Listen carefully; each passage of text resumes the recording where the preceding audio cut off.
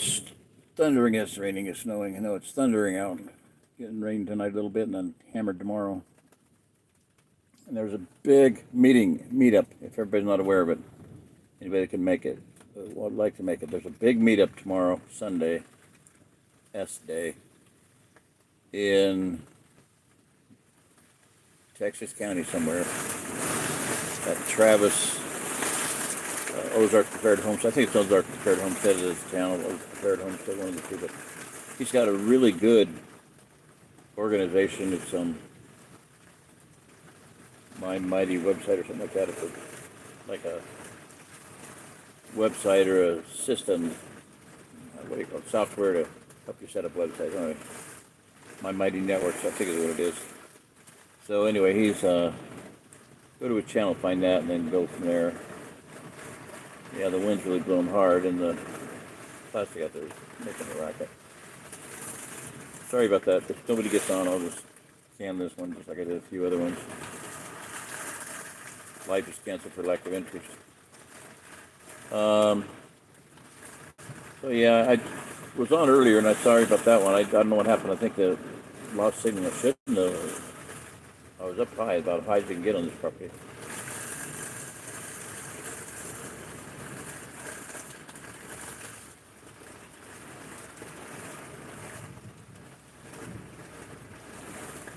I might close this down just for lack of being able to hear.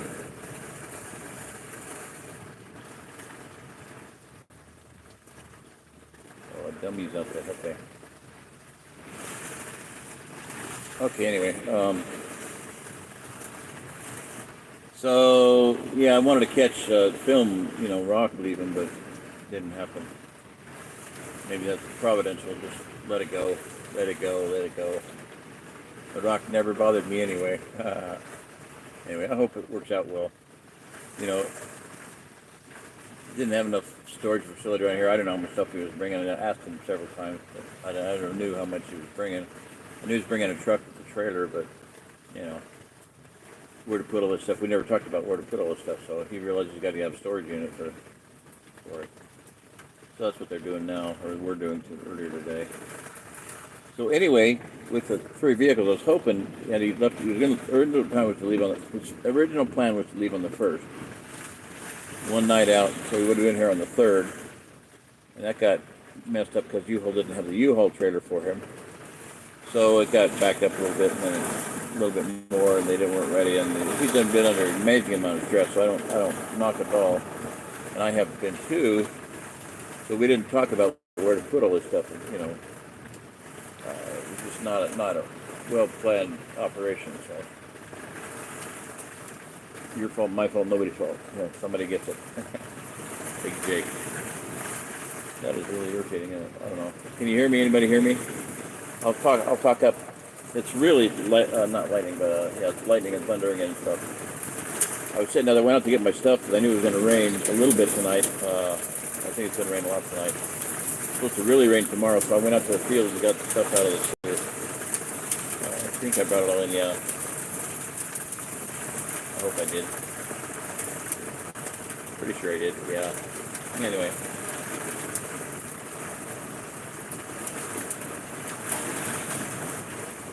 I left the Turkish samovar out there. It kind of covers up a little bit, but yeah, it'll get wet, but oh well. Stainless steel, theoretically, and it's already showing rust just from opening it and putting fire in it on the door hinge. Anyway, yeah, I'm hoping to get pretty soon a Irish Kelly kettle, which is an Irish rocket stove cooking water heating device. Can't cook that thing. So I want to get that done as soon as possible. I gotta get to the bank and get some money in the bank and get PayPal or something that happens there. One or another will happen. So, yeah, the lull in the storm. We're in the eye of the storm. It's just rumbling out there. So anyway,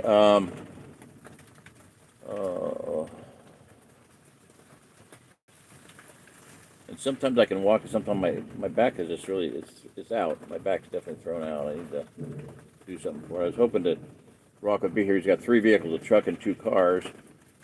And with 2 cars, I ought to be able to get around a little bit, have some transportation more readily and get over to. One of the people I helped move here has a ceramic Seragem. It's a rotating bed with deep far infrared heat on it. It's very powerful, very awesome. I was wanting to get over there, but well, I'll just suffer.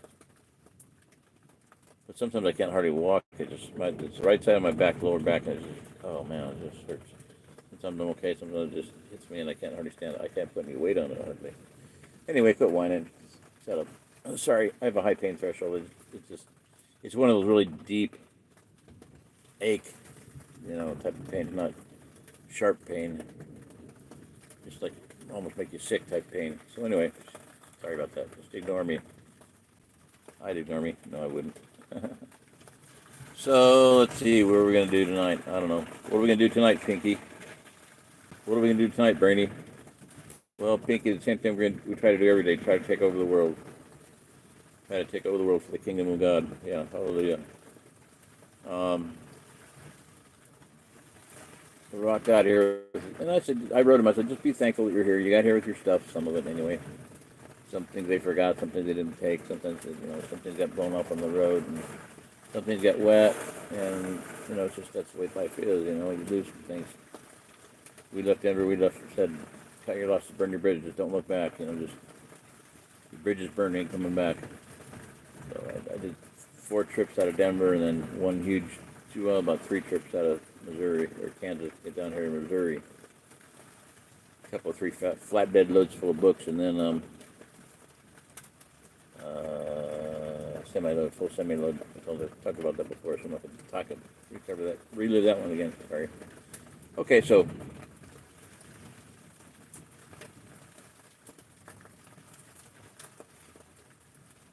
that's about it. I'm going to see who's on and see what else is on my heart to talk about. I'd really like to get to that meetup. I don't know the location yet, or maybe he sent me a pin or something. I don't know. I'll have to look. My brother's going to maybe pick me up. So, 3 people. Anybody out there going to say hi? And Jen, hey guys, how you doing? Hallelujah. Yeah, oh good, good. Yeah, if you just I'll have to do something else. I don't know.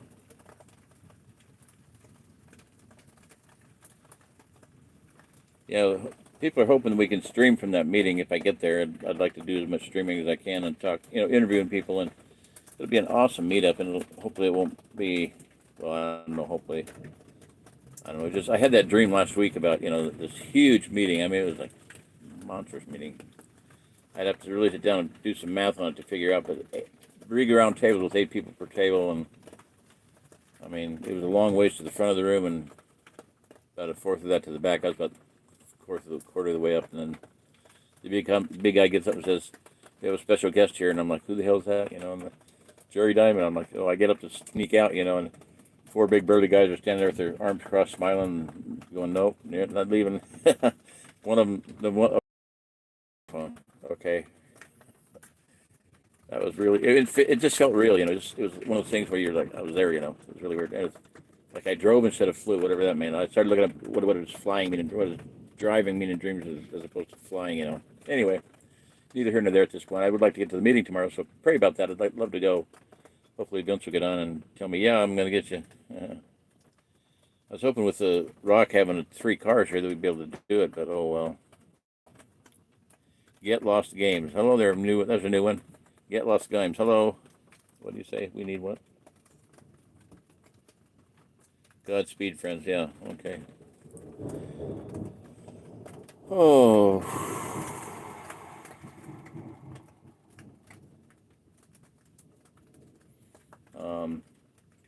So yeah, the thing was all week I've been working trying to get that shelter ready, because initially, the story was, well, these guys they're just going to stay outside, they'll camp out, okay, well, cool. So I'm getting the campsite ready for them. Well, it's like, they got to stay in a motel. Okay, well, I don't have a motel, and I don't have bed and breakfast going, and I don't have babysitting operation going, and I don't have storage going. So they're not here, so okay. I hope it works out for him because, like I said, be thankful that you're here. You got here with most of your stuff, and you know something will open up. And it was like I need a job and I need a place to stay, and I'm like, well, you knew that before you came out. But, it'll work out. There's a big greenhouse here you can do stuff in. And I told him that you could stay in the Airstream if you wanted, or in this one. I don't care. So I'm not like got to be homeless.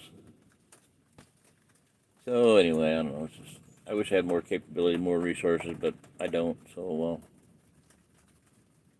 the other guy on here wrote in and said I'm in the city. I need to get out. I want to come out. And he's in Portland area. So I said, well, get in your truck and come out. There's find some way to get here. You got to have faith and you got to action. Yes, you got to have faith. Abraham is called the father of our faith. Why? Because he believed God. He believed God for unto righteousness. Romans 1:17. And his faith was accounted to him as righteousness. But he also, when God told him to do something, he did it. He didn't say, God said, leave this place and go. I'm going to give you every door with the sole of your feet, where you shall walk on the sole of your feet, with the sole of your feet. And he didn't say, well, I got to get a job there. I got to get a house. I got to get, he just packed up and left, So that's one thing it's one thing to have faith. Like Noah, in the hall of faith, in Romans 11, right? Hebrews 11, the hall of faith, all the people of faith are mentioned. Gideon and shutting the mouth of lions and Samson and Isaiah and et cetera, et cetera. But one of them is that, Noah moved with fear, built an ark. Okay, he was moved with fear, but he also had faith. He had faith, but he had action. He put teeth, he put the rubber to the road. He put his shoe leather, shoes to the road, sandals, moccasins, whatever it was, boots. He moved. He did something. He started working. Same thing with Abraham, Noah and Abraham both did something. They didn't just sit around and go, well, I'm waiting for God to tell me, to give me the leading to go do this. No, God told you to do it. He told you to get out of Babylon. Just do it. You got to just move. Get in your car, put gas in and start driving, do something. Don't just sit around with your fifth opposing digit up your nether region. There you go, Jen. Fix that one up for me. With your thumb up your, backside. And don't just sit around talking and doing stuff, still dithering around and blathering about, oh, do you hear what they're doing here? And they're doing this. People, I've heard so many people they send me videos. Are you hear about this? Do you know about this? Yeah, I heard about that 30 freaking years ago. Just shut up about it. I've heard. I'm bored to tears about that. Do something about it. You know about chemtrails? Yeah, build a chemtrail buster. Buy one, whatever you want to do. Do something about it. If you don't want to do something about it, then shut up. I don't want to hear about it. And if you can't do anything else, you can always pray about it. There's always something you can do about it. Instead of whining and pissing, bitching, and moaning. It's so upsetting to me. This never-ending litany of everything the enemy is doing. They're doing this, they're doing this, they're going house to house, they're arresting people, they're forcing vaccinating people. Big deal. I knew that was coming 30 years ago. So just deal with it. And if you can't do anything else, you can pray about it. And number one, I will say this is none of your business. All that stuff is that's in God's hands. If it's out of your hands, it's out of your hands. Accept the fact. Just quit whining about it. Don't worry about it. Don't sweat it. Don't sweat the small stuff, and it's all small stuff. We need to do what we've been given to do. I love that scene in Lord of the Rings where, Gandalf and Frodo are talking, and there's a beautiful article on it too online. You can look it up. But I wish it hadn't come to this. I wish the ring had never come to me. Frodo says to Gandalf, and Gandalf replies, "So do all who live to see such times, but that's not what's been given to us. All we have is to decide what to do with the time that is given us. That's all you got to do. Do what you can do, and that's all the best you can do. Don't worry about anything else. You've got a part to play. Do your part. If you don't do your part, somebody else is going to suffer for it. Quit whining, bitching, pissing, and moaning. Just leave it in God's hands and do something on your part. Obey. Trust and obey. There's no other way to be happy in Jesus but to trust and obey. Good hymn. Take it to heart. Try to get my wife a million times to understand that. All you got to do is trust and obey. It's real simple. No. Anyway. Okay, so that's it.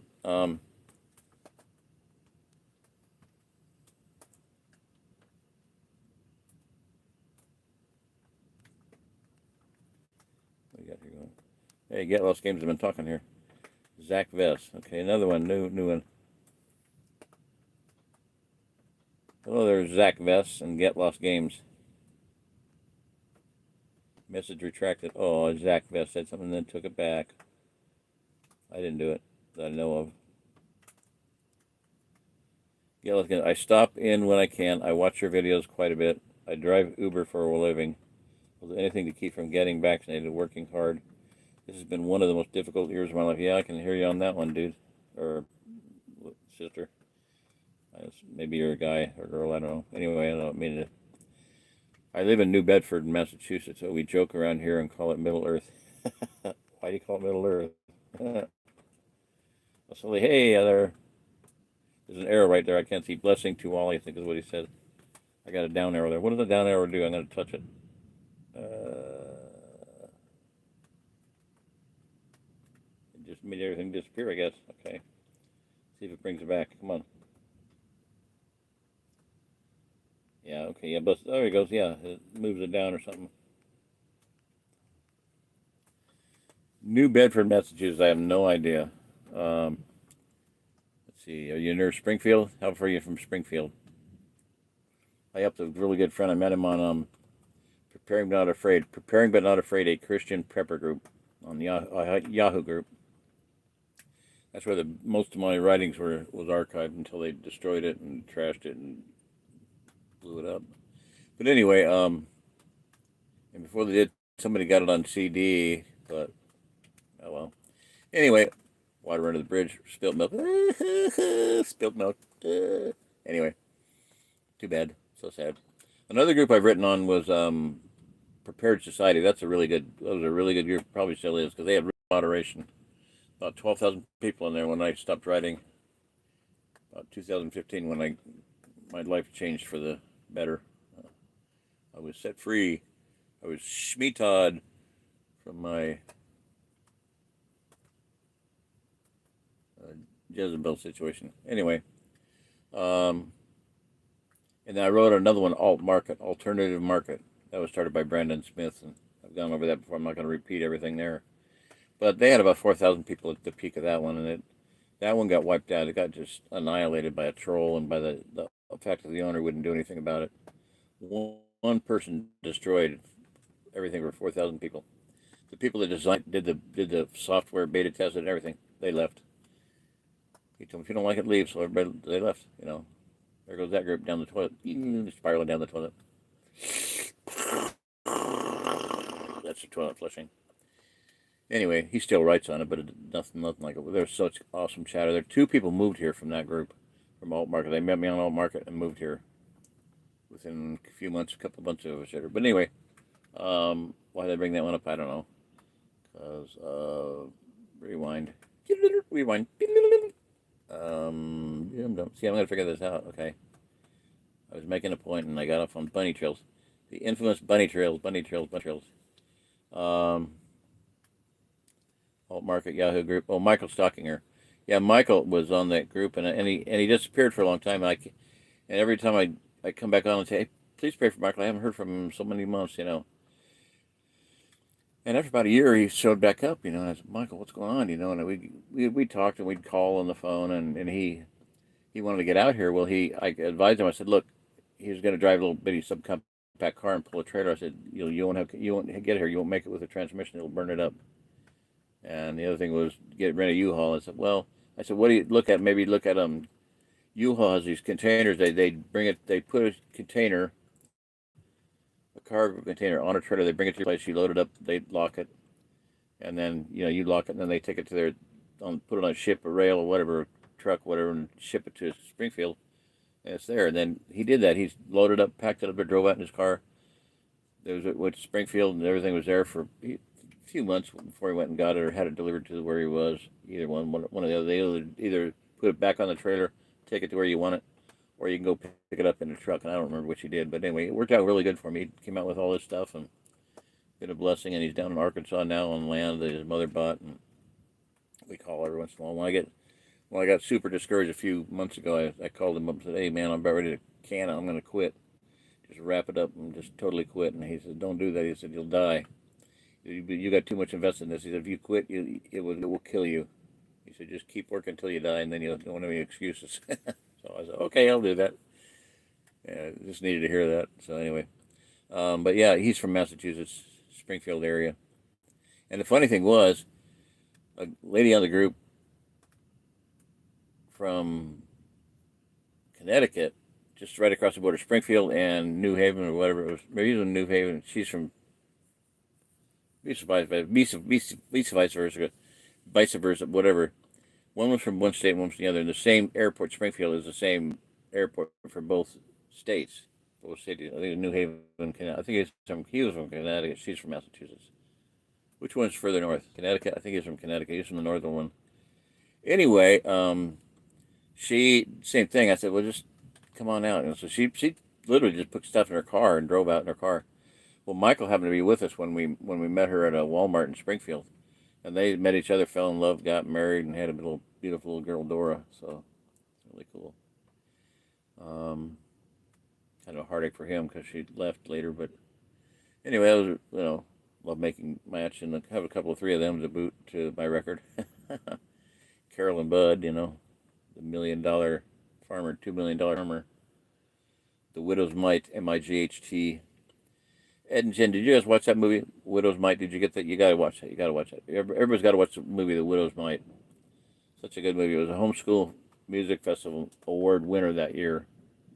And the guys that did Facing the Giants and Flywheel and Fireproof and all those other great movies did not win that year. And I remember Stephen Kendrick just with tears in his eyes, just saying, "I'm so glad we didn't win. That another homeschool family making movies had the encouragement to win this award. He was really glad that they did not win. That was so touching, so awesome. So, um, so Widow's Mite, Arkansas meetup. Uh,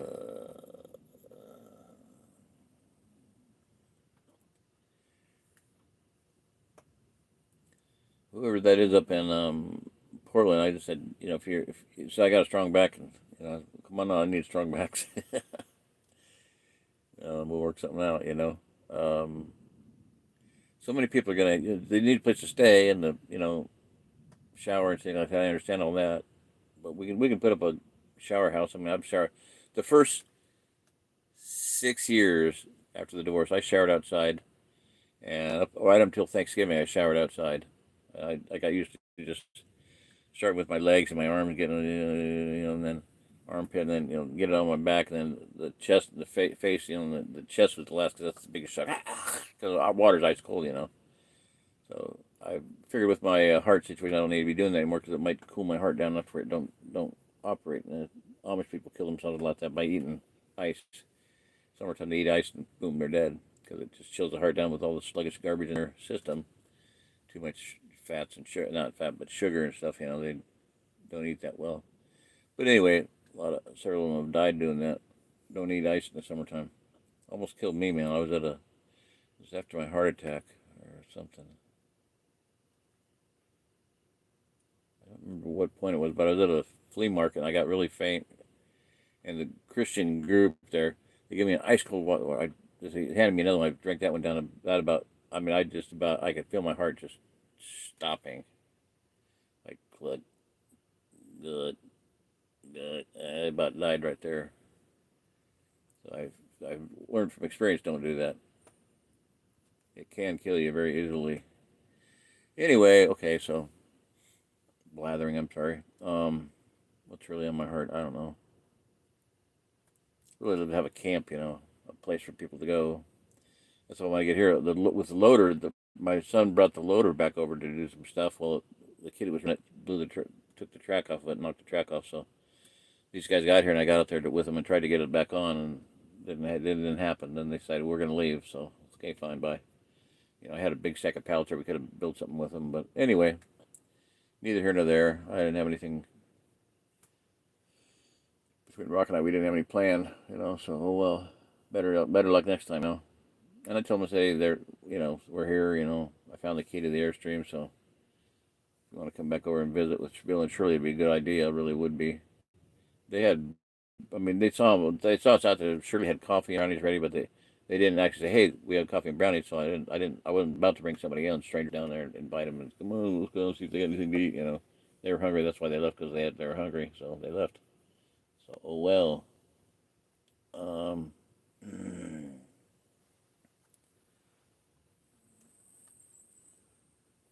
I started the other night about the title for this that I've been calling this. A city set on a hill cannot be hid, and the reason for that is because a city set on a hill, there's lights and it lights up, and you can't it's up there.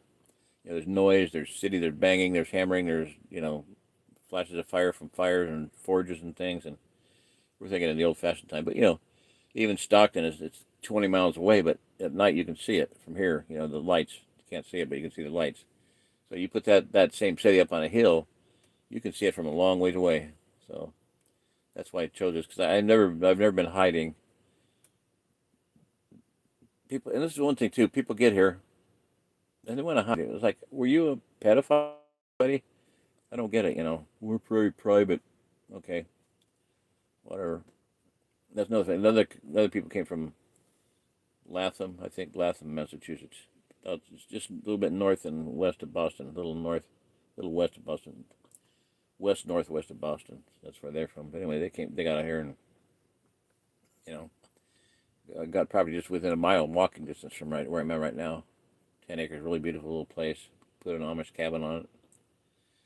So anyway, that's two people from Massachusetts, one from Connecticut, whole family from South Dakota, family from North Carolina, whole church and several families from Texas, Fort Worth, Texas. They stopped home, sold their homes, and moved out here. So that's pretty cool. People from Florida always coming out here. Yeah, Texas. Yeah, Austin, Texas. So it's been an interesting time. But I'm seeing that. I've always said for years this is the way it's going to happen. There's going to be a trickle of refugees. Now, there's been people coming in for decades. I mean, decades. That's why I say people say, "Why are you so sure of this?" Because I see what God's doing. It's really obvious. I mean, 10 years ago, 2009, some woman wrote on Preparing But Not Afraid, the Yahoo group that blew up, that Yahoo trashed. She said, every week, somebody I know from Southern California is moving to the Ozarks. This is one group, one woman from, one group, tiny group, 200 people in it. Like I said, Prepared Society has 12,000. Alt Market had 4,000. Well, two people from Alt Market moved here.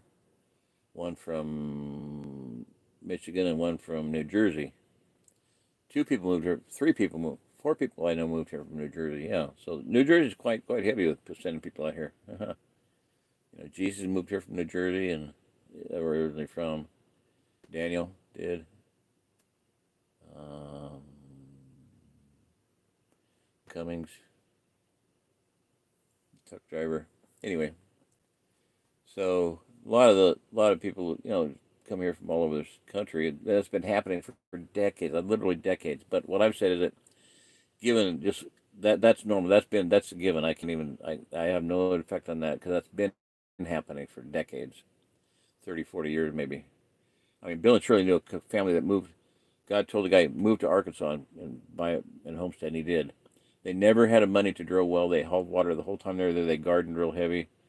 Dehydrated their food, cooked. They were living off grid, just in an old beat up cabin, and they're just getting by. Just making by. And the guy never knew why he was there. He said, "God told me to move here, and so I did what God told me to do," but he didn't know why. Well, one friend described them as placeholders. Why are these bad people here? Well, they're placeholders. They're holding up. They're keeping the rodents down. They're keeping the snakes down. They're keeping the pests down, predators and whatnot. And they have chickens, and whatnot. Well, time comes, God may just remove them and put somebody else in there. A believer. So they're placeholders. They're holding in place. The point of that is that where I got that from is that when Israel, the Hebrews went into Canaan, God told them, "I'm not going to remove everybody all at once. It's going to be little by little, because if I remove the enemy all at once, then there'll be lions and tigers and bears. Lions and bears, and the predators will come in, and you'll have your hands full. So we'll do it just a little bit at a time, a little bit at a time, one at a time, one at a time. And that's the way to do it, incrementally. And that's what Godfather's been doing, 30, 40 years, like I said, people have been moving here. But I've said this for a long time. There's going to be an increase at first there'll be a trickle, and then it'll be a steady stream of people coming in. Then it'll be a river of people, and then there'll be a flood of people, and then there'll be a tsunami of people coming in. And that will happen. I mean, I said it, and I know it's going to happen. So we're at the, it's increasing now to a steady stream, maybe. I can't tell exactly, but I'm just saying that this trickle started a few years ago, and a steady stream's happening now. So we need to find a place for those people, Ain't here. I mean, I can't, there's a the limit to how many people you can have on, 60, 10, 30, 40 acres. What I really like to see is a church camp or a, RV park or a campground. There's a campground down here with about 15, 20 RV setups and about 300 campsites, and that would be so ideal. Big, huge pavilion area for meetings. Can you imagine? That'd be so cool. Somebody comes in, okay, you don't got a tent? Well, here's a tent. You don't got you got an RV, park it here. You got your own campground here. Here's 4 cabins here. The whole family can stay in one of those cabins. They're huge. They're 2-story. You got queen size beds on the bottom floor, queen size beds on the upper floor, loft, whatever you want to call it. Big cabins. I mean, they're like, I don't know, they're good size anyway. And every single campsite has a tractor wheel there, a steel tractor wheel for campfire, so you can make it safe and have a good time. I'd love to have that campground. Oh my gosh. I can envision that. That would be ideal. That way, somebody comes in, okay, you got 6 months. You can do what you can, help with firewood, help wash dishes, work in they have a restaurant there, work in the store there. There's jobs there to do, deliver firewood to campsites. There's all kinds of things to do. Make yourself useful, be productive, don't steal. Here's your rule book, the Bible. Don't break it. Don't break any rules, because you now live in a one mistake society. You don't want to hear that, and then with the next line, and you just made yours. There's the road. Get the road, buddy. So that's the way it's going to be. Don't screw up.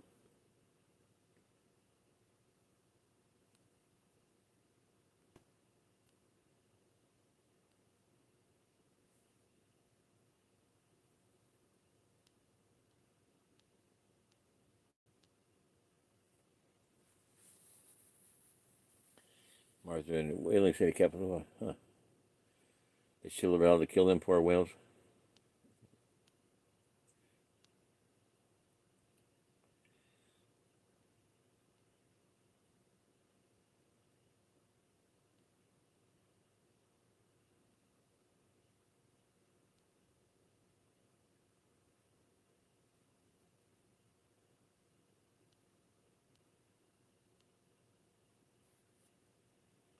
$15 from where I live, from here. Providence, Boston, on the water. Wow, quite the location there. You sure you don't want to leave? You don't want to leave there? Jeremiah, how you doing? Yeah, and hello there. I was in Springfield 4 days ago. I drive everyone throughout Massachusetts and Rhode Island and sometimes New Hampshire. I'm one of the highest rated drivers for Uber and Lyft, with over 4,000 trips completed for 4 years. There's no bonus money. Too bad, huh? You should get an award or watch or something to ring.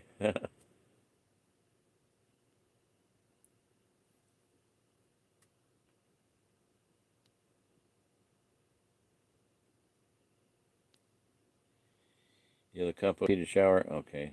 Yeah.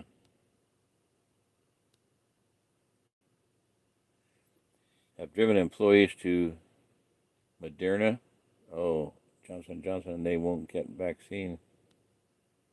And it's not required, and told me not to get it. Yeah. Wow. The employees won't get it. That's awesome. Yeah, no. Bad juju. Evil. I got COVID before it had a name. Yeah. Yeah, I had it several times. Every year I got COVID. Dumb. What goofy crap. I grew up on Outer Banks in North Carolina. My family were fishermen. Moved back to Massachusetts in the 90s. Huh. Wow. I gotta do something here. Come on.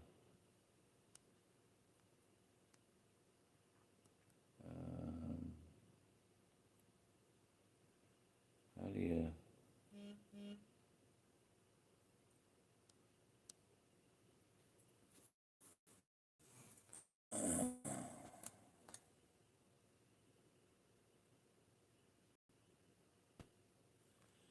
I don't know. Wish I weren't a techno card.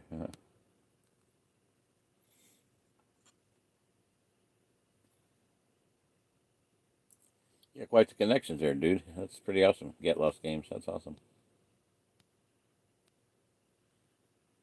Nobody's listening to you. Go away there. If I had to delete that, I would, but I don't know.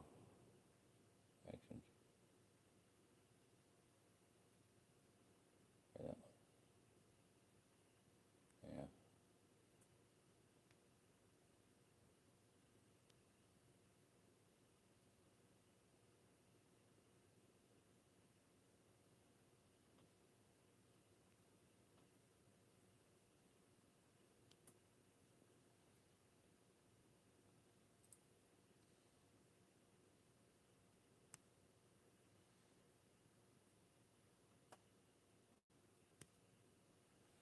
I think I handled it.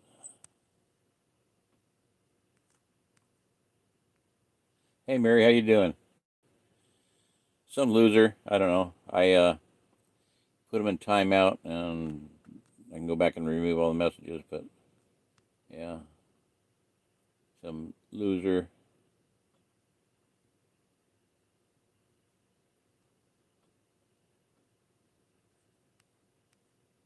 Low life, whatever.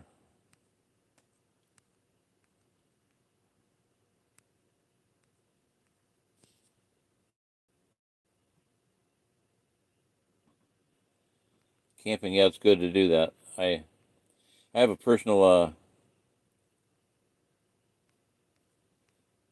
belief that if you correctly observe tabernacles, feast of booths, trumpets, at that time of year, that third feast day, a biblical feast day, if you do it right, you're supposed to be out in a tent or a booth.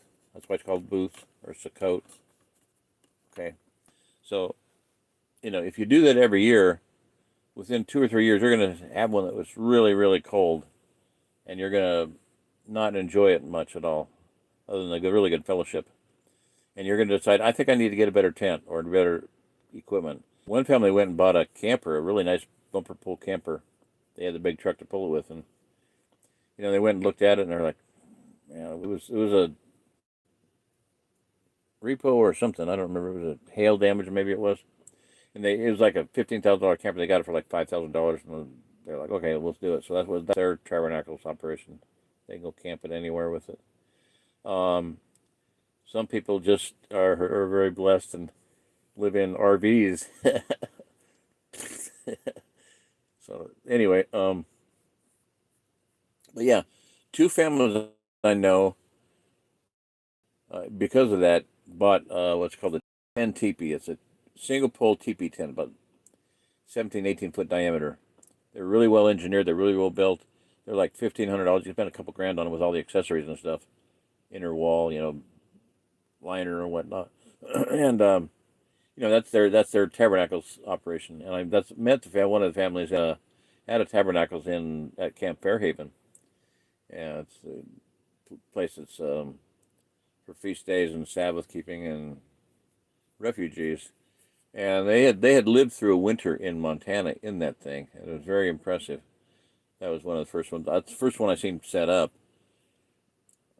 Another family I know down here in Missouri has one also. Also, Curtis Abbott and good friend. He was at a tabernacle. What was it? 2 years ago, tabernacles.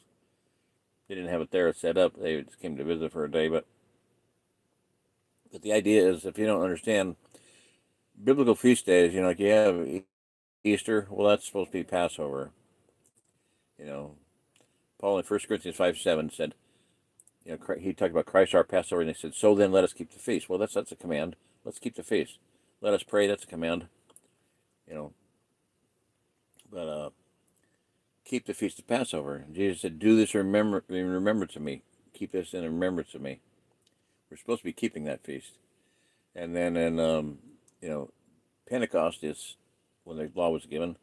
When the day of Pentecost was fully come, the giving of the Holy Spirit, the writing of a law on our hearts, was done on the same day at the same time as the feast of Pentecost. Well, Messiah was sacrificed. The lamb slain before the foundation of the world was sacrificed right on Passover.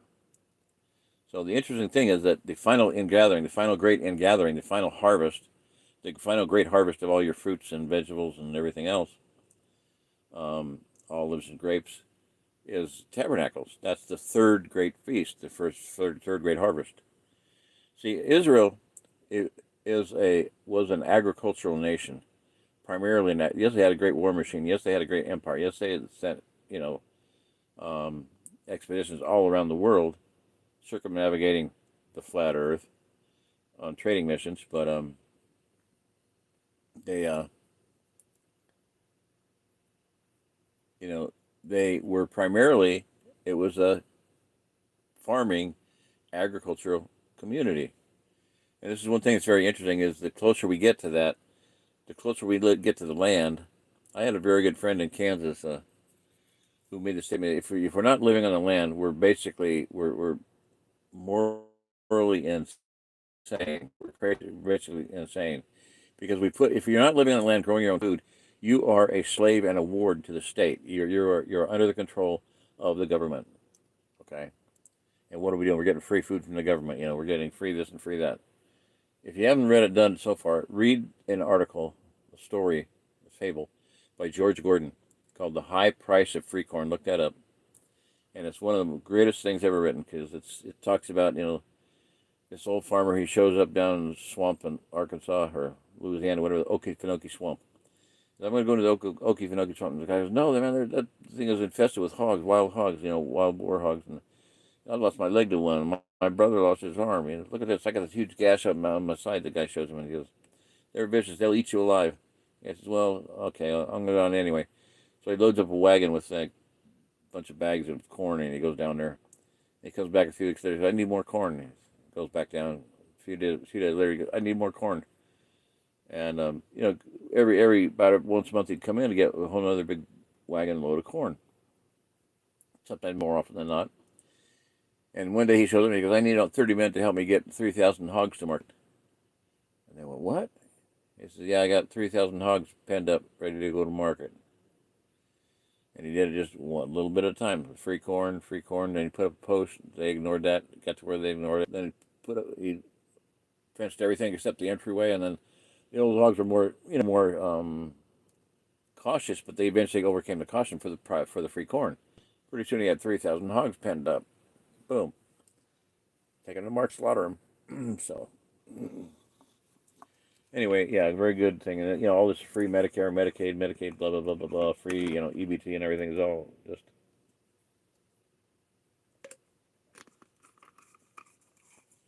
possibly not in our best interest. And what's going to happen here next is, I've said this for many years.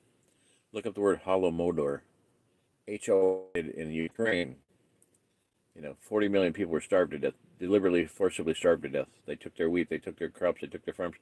Where do you think the hard winter wheat hard red winter wheat came from in America? It came from Ukraine. That's where the farmers came when they left Ukraine. They came over here and started farming. That's what I heard, and it may be true. It sounds like it's true. But anyway, that's what's going to happen. The whole thing of Monsanto. That's the purpose of that company. What they're doing is they're bringing about an entire starvation of people here in this country. So better be growing their own food.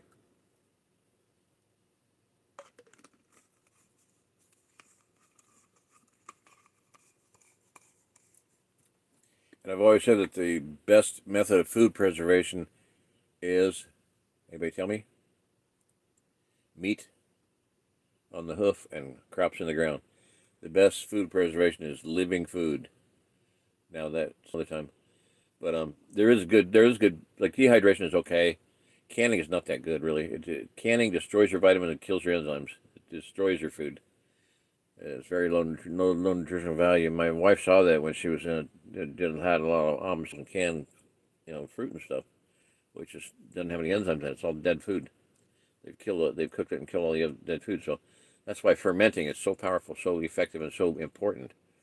Like kefir, I had a jug up here the other day, and I showed it to you. I still got two parts of two jugs about ready for another gallon. I can just pour it in there, and I keep that going forever, and it never will change taste. It'll never change. I don't have to worry about refrigerating it. If it freezes, no big deal. If it sits out in the sun, no big deal. I did it one time. I had one left over at a friend's house, and it was in a trailer, 100-degree heat.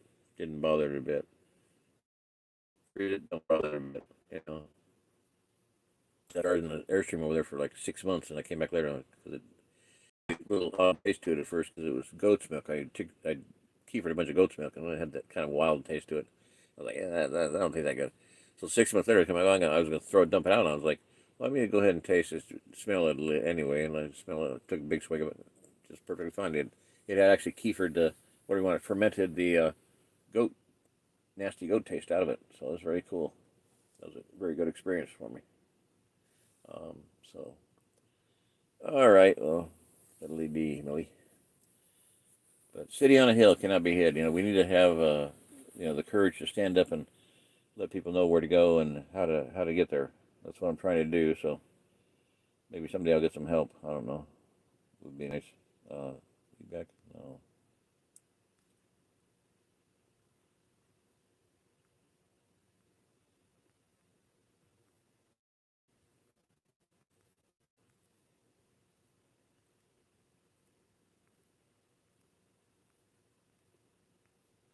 Yeah, troll, no quitting.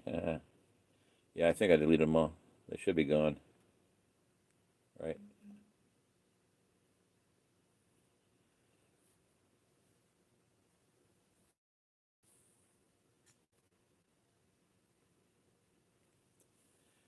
Mary, how you doing? Yeah, I remember your the Cherokee Irish Scott Scott Irish. Yeah, yeah. I thought about getting a van and yeah, that would be good. You guys used to go camping. That'd be really good to do. Oh, fixed income, right? I think I told you that. So you think you told me that? Sorry, I think I told you that. No, I think you told me that before. Sorry, I can't remember. I can't remember what that is. Yeah, it's not really on a hill, but it's on a high spot. The reason I put it there is because number one, there was a stand of trees there, and it was easy to just go around with a shrink wrap. And I'm going to beef it up. It's being shredded right now. The high wind is just like it took some end of it, and I had a aero cart there. Works WORX aero cart. I call it the most ingenious reinvention of the wheel. They say don't reinvent the wheel. Yeah, go ahead and reinvent the wheel if you're smart enough. They did. I mean, that thing is a inclined plane, leverage, lever and fulcrum. It incorporates so many methods of cantilever, of moving masses and weights. It's just amazing, amazing. Anyway, I had it out there, and the handle was facing to the south where the window was coming from, and I took that shrink wrap and popped one off something and just wrapped it around there. About oh well, sorry about that. I'm gonna shrink it up, yeah, because it's the thing is it's visible from the road. Just and when it's lit up, it's gonna really be cool at night. See, I was figuring that Mark would get here at night, and they'd need a place to stay, and I wanted to have it ready for him, and I didn't because they got here a little bit late, but they got here during the day, so it wasn't really that impressive as I wanted it to be. But oh well, and they didn't stay anyway, so it's not that big of a deal. I just had a lot of fun and busted my butt for nothing. No, that's good. I want to get a roof on it, and then I'll be able to sit out there and camp out and do. I'll probably sleep out there eventually, pretty soon. I mean, it's really so neat. When you're out there, it's kind of up on a hill, but you can't. Nobody can see you, so I can do whatever I want out there. I have a campfire. I'm going to get one of my either tractor wheels out there or something out there where I can have a campfire near it. And then they say the heat goes right through the plastic, but it holds it if you have a roof on it. So I want to close it in as much as I can and have it be like a hangout, a shelter, man cave, whatever you want to call it, privacy area. Really be nice. I'm going to keep working on it, Mary. Yeah. So, and the other thing I want to show people is that shrink wrap is amazing. They say it'll last about 2 years out in the weather, except in high wind in Missouri or anywhere else. got wrapped up. I think what happened was that when a friend helped me that day, and he didn't tie it off good enough, and it just came that off, pulled that off, and it just took a bunch of it off. Well, I could have had it wrapped tighter.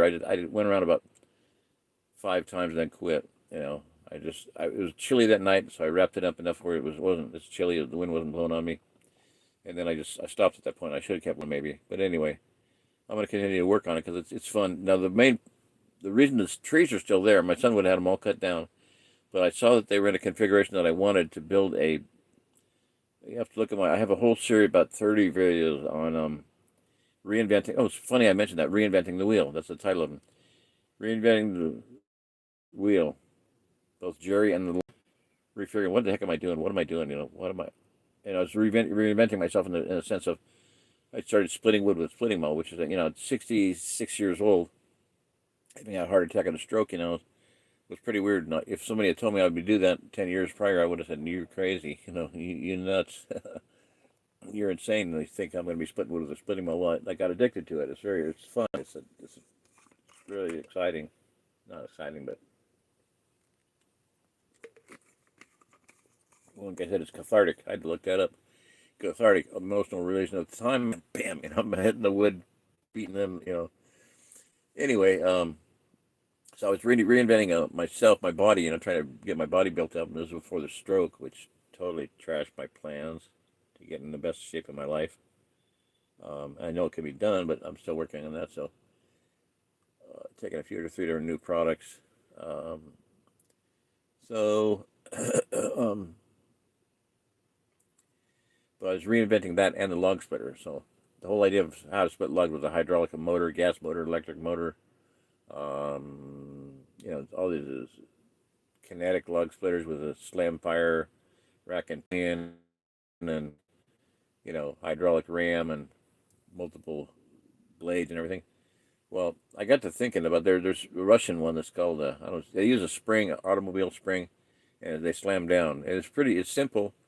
It's kinetic. It's another kinetic meaning force, power. You grab the handle and you slam it down, and it splits wood pretty efficiently. Now, I've never seen them do. Nobody has as much oak as we have here.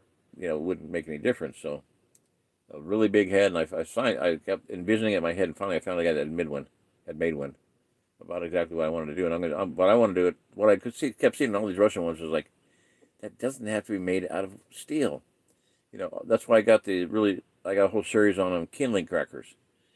It doesn't have to be a bunch. Doesn't have to take you. These guys, they start into this video, and they show them cutting with a torch and cutting with a chop saw and cutting with this and cutting with that and drilling with this and drilling with that and grinding and welding and grinding and cutting and welding and drilling and tapping and all this stuff.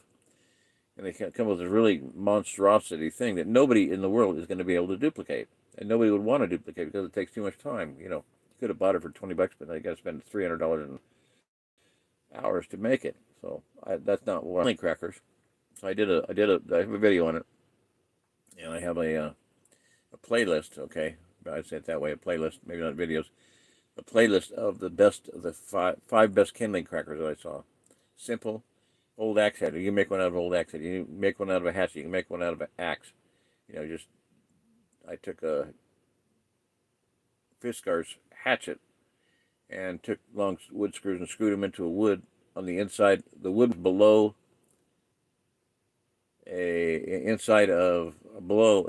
below a kitty litter, like a 2 or 3 gallon kitty litter container to catch the little pieces of wood.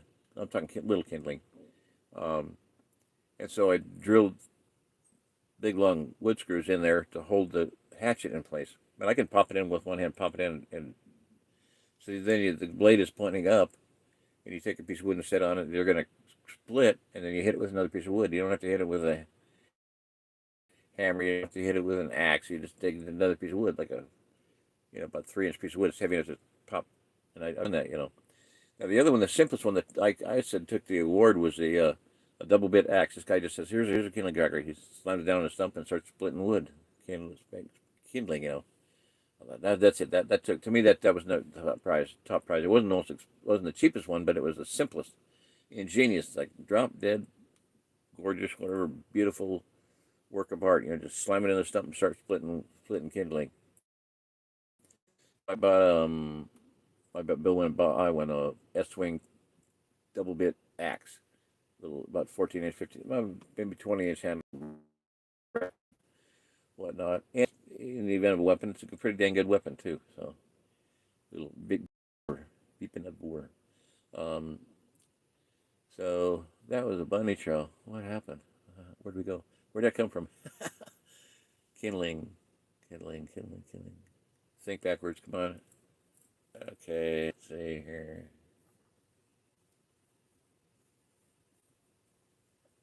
The trees out there. Okay, see, I'm getting real better at that. This is really cool. My trees out there. So my trees out there were for not for kindling cracking because that's a little thing. Kindling is little pieces of wood, hacks, hatchet. Old axe head. I have a playlist on. Just look at kindling cracker, and you'll find it. Look up my channel, kindling crackers, and watch some of those videos. They give you a lot of ideas. Like one guy just took an old axe head where the uh,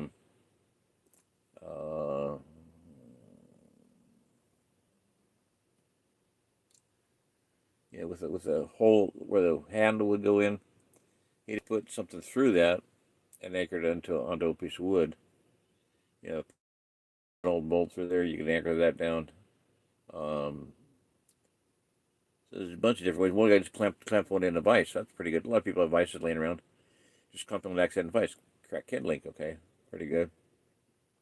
Um, but like I said the most brilliant one was the slam the axe down. Now, one I like too is the guy just put something in a rubber bucket. Like that's where I got the idea from. So when you hit it, you don't want if you normally it's going to fly everywhere. A little piece of kindling. So you have this kindling spread over a 6-10 foot area. Well, put it inside something. That's why I took the kitty litter bucket. So when you hit it, they sit beside the thing. They stay in there.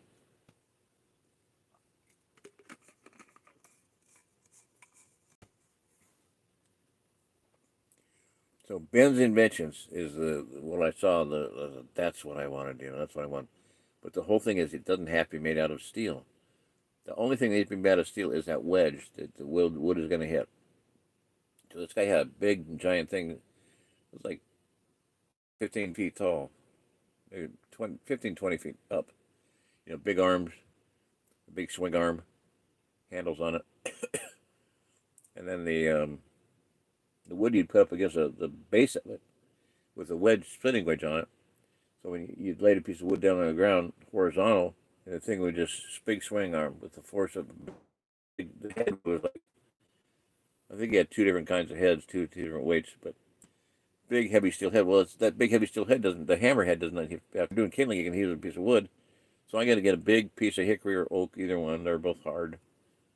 Hickory will last longer. Big hammer head of hickory, like maybe 10 inches, probably 12 inches diameter, 2 feet long. Plenty of weight. You swing it up, bam. It's going to break. It's going to bust the kindling. And if it doesn't work, you hit it again. Second time, it'll go. I mean, a lot of times, oak, it takes, like a 28-ton log splitter is a 28-ton. And it takes a lot of that force to get through them, some of them. So I know it would take, if there's knots or something, maybe wouldn't work. So, okay, you just throw that aside for something else and take it over to the hydraulic one if you can't get through it. But I think in most cases you can spit a little bit here, spill it here. If you watch where your cracks are, where your knots are, and avoid those, you can pretty spit. So anyway, that's the reason for the trees being out there. So my campsite, was the initial thing, was because that's where I wanted to build a log splitter. And I thought, well, the trees are out there and it's high visibility. My first thought was to go down in the woods somewhere, a nice little private place, a little hidey hole place. And I want to do that too, a little private place for me to get away. But out there, it's up in where everybody can see it. They're driving by, and high the city set on a hill. It is a hill. Geologists, I kid you not, in Wikipedia states that geologists say that the Ozarks are one big mountain, one hill, one dome, with the St. Francis Mountain as the dome. It's one big mountain. And they said that this is what geologists say. I'm just saying what they say. For hundreds of millions of years, it was an island, and there's a coral reef around it. Well, I don't know if that's true or not. I haven't verified. I haven't read another statement of that, but it sounds good to me.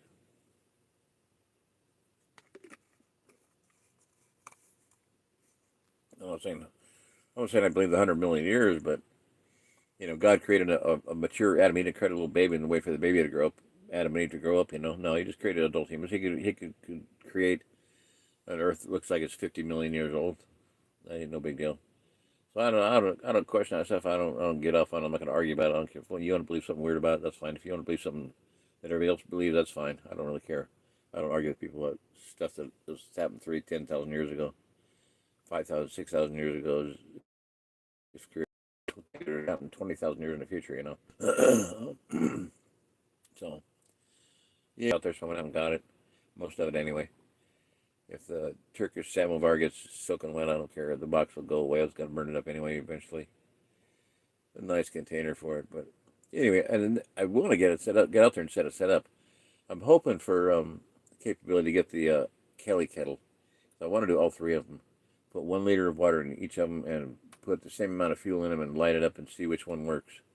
I would put my money on the Kelly kettle. That's why I want to get one really quick. Just because it's got the most surface area of heat exposed to the water, especially because if you get the big one, the base camp, it's 1.8 liters, something like that. It doesn't take that much water anyway. So with 1 liter in there, 1 liter in the Turkish samovar, and 1 liter in the Mongolian hot pot, it's going to be. It'll be. They all work on the same principle. The water is surrounding the chimney, and it's below. The heat is below it, and then the water surrounds it. The heat, the fire source is below the chamber, and it also is the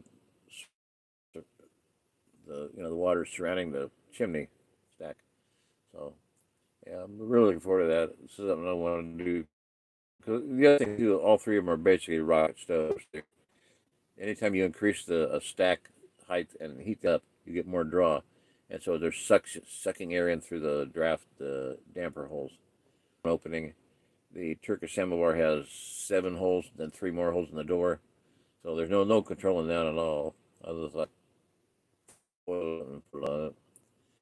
And then the Kelly kettle, haven't seen one, so it's got an opening at the bottom too. It's got 1 hole, it's more like the Mongolian hot pot.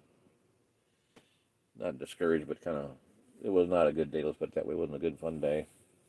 Wasn't a productive day. I didn't get the track loader back on the track loader that we tried, but I couldn't get the hydraulics to run. I didn't know how to run it. I know how to run it, but I didn't. I played with enough and I didn't get it done. So okay. So anyway, so that's why you put up. Yeah. Cool.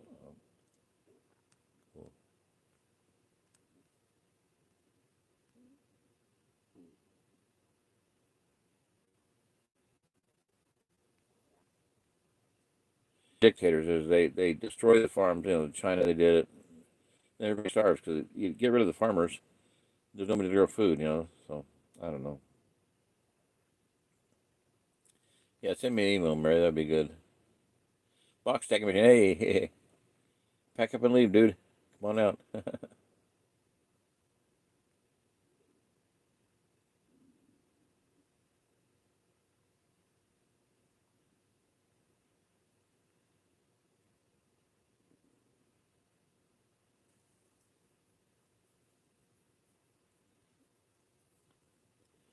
All right, Mary. Good night. You that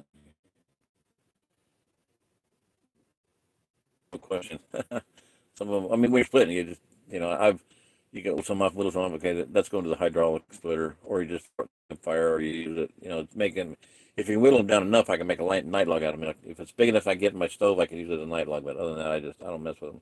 I'm not in it for getting every little piece out of it. I started doing it just because it was fun. It was a challenge. And the first night I did it, I almost killed myself because my heart was really weak after the heart attack, and I started doing it. And big, ugly homemade sledge. And then I watched the video, and I'm like, man, I about hit that thing was coming back at me. One time it flipped around, and the blade was coming back at me, and it was too close for comfort. I was like, that's probably not a good idea. If that hit me in the head, it would probably kill me. So I got a Fiskars, splitting axe and splitting maul both, and I love the maul. That's my weapon of choice, my weapon of mass destruction for firewood. Love it.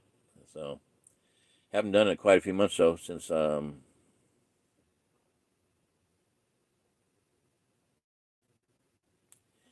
I've done a little since the stroke, but the winter came, and that's not a good time to be doing it. So I didn't do any during the winter. Now we're out of winter. Got to get back on it. I enjoy it. I hope I can get back into it. I don't know if I can or not. I mean, I need to do I'm doing T-tap every day, which is a really good exercise system. And I need to do some walking. I need to get some other exercise in, and then I'll start hammering away a little bit at a time. But I was getting pretty buff. My arms were getting strong, and my chest was, everything was building up, and now it's all just going to flab again. There's nothing there. So I got to get toned up or I won't be able to do it. I know that, so I'll try. So, all right, well, guys, I think we'll just call it good. It's been an hour. That's good enough. My voice is gone. My feet are just top, and say goodbye to everybody, except for the faggot. Leah, good night. I haven't heard, so I'm hoping we'll get out there. Ed and Jen, good night, guys. Get lots of games. Good to hear from you.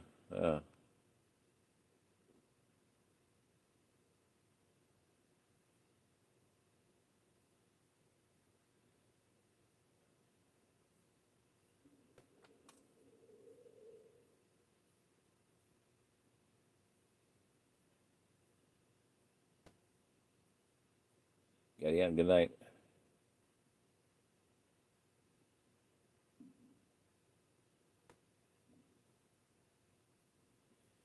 I guess the Springfield is 1 hour 15 minutes. Okay, I'll say that. I missed the 1 hour part.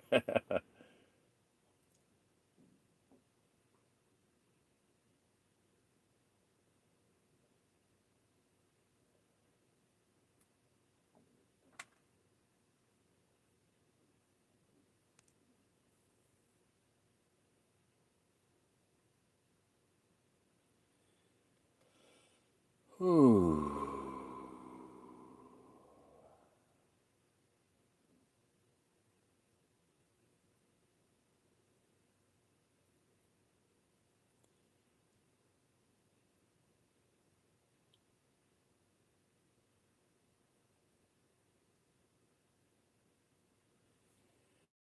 Yeah, lots of games. Good night if you're still out there. Yeah. Thank you for your encouragement. I really appreciate that.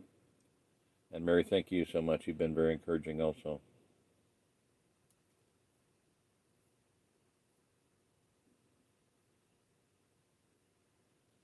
What's the RV Park campground name? It's at Kaplinger Mills. If you're still on, I'll tell you guys later. But Kaplinger Mills, I'm not sure the name of it. It might be Kaplinger Woods, Kaplinger River. I don't know. But Kaplinger Mills is a little town, and there's 2 or 3 campgrounds in there. I don't know how kind of shape they're all in. A couple from California bought one of them and built it up, just beautiful job of it. And then the guy got cancer, and he's probably dead by now. But yeah, night, Grandpa, you booger, you little monkey. Good night, Gaddy, you little fart. We've been really busy. Good, that's good. Good night, guys.